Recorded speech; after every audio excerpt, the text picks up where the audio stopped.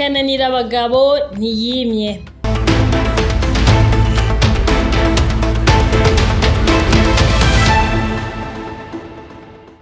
Mu myaka yo mu mpera z'igihumbi kimwe n'amajana icenda na mirongo indwi n'umunani n'igihumbi kimwe n'amajana icenda na mirongo indwi n'icenda harabaye umugabo w'umukoroni yatwara igihugu ca Rhodesia yo mu bumanuko yitwa Ian Smith.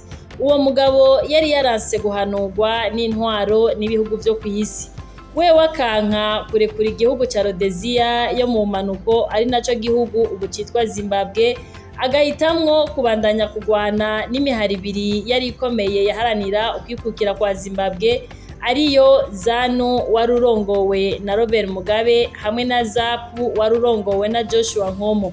Rero uwo Ian Smith harageze aho iradiyo mu Burundi n'abamenyeshamakuru bareka kumwita Ian Smith bagaca bamwita Ian Smith kuko vy'ukuri vyiwe vyari Ian Smith. Iyi nkuru ya Ian Smith rero ntibaye yo kwitamwo ku kibazo kiri hagati ya Republika Iharanira Demokarasi ya Kongo hamwe n'u Rwanda, ahubwo uravye umutima w'ibuye wari muri Ian Smith niwo ugaragara muri perezida w'u Rwanda Paul Kagame.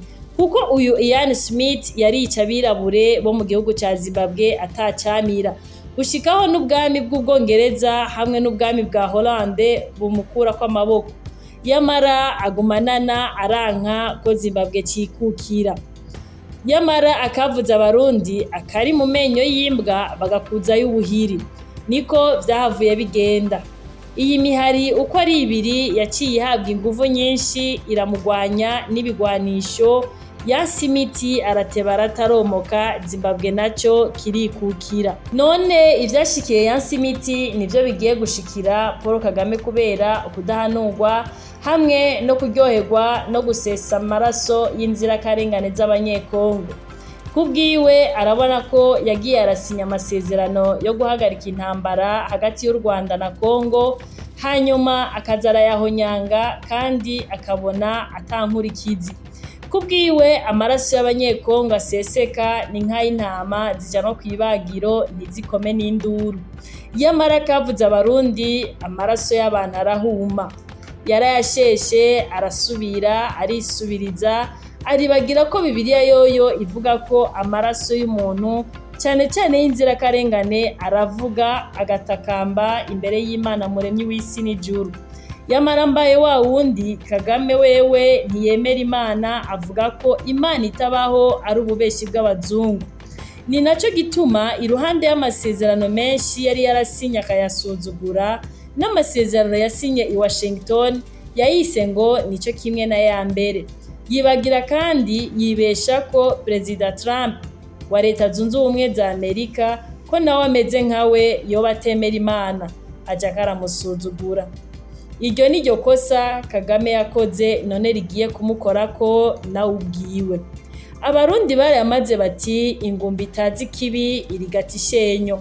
None ko imyaka yose Kagame yaramaze ku butegetsi yarashigikiwe na Amerika n'Ubwongereza, hanyuma bakaba aribo bamutegeka gukura abasirikare biwe ku butaka bwa Kongo akanana.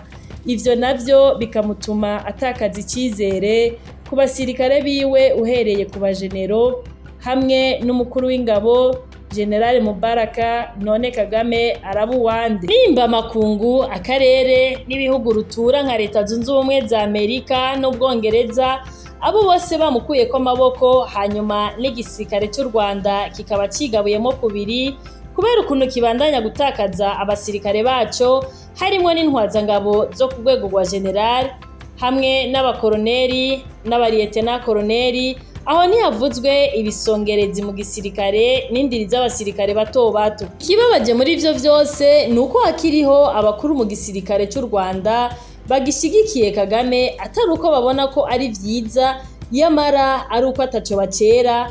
Babona ko bobandanya kwica no kwiba muri Kongo, bagaheza bagashaka bakagwayo, kuko kuri bo kuva muri Kongo bisa no kwishira umugozi mw'izosi, kuko inzara yoca ibiraramwo ikabica. Amatwi adusumira hoba hagiye kurungikwa perezida wa Togo nk'intumwa y'amakungu ya nyuma kuri Kagame n'agatsiko kiwe, ananiwe bace babacira umukenke bongere baharire ivomo perezida Kagame. nk'uko abarundi bayamaze ngo intarabona isera ihaha. Kagame n'abiwe nibabandanya akagagazo akari imbere karahinda. Mu ncamake, Perezida Kagame yarakwiye kumenya ko kananira abagabo ntiyimye.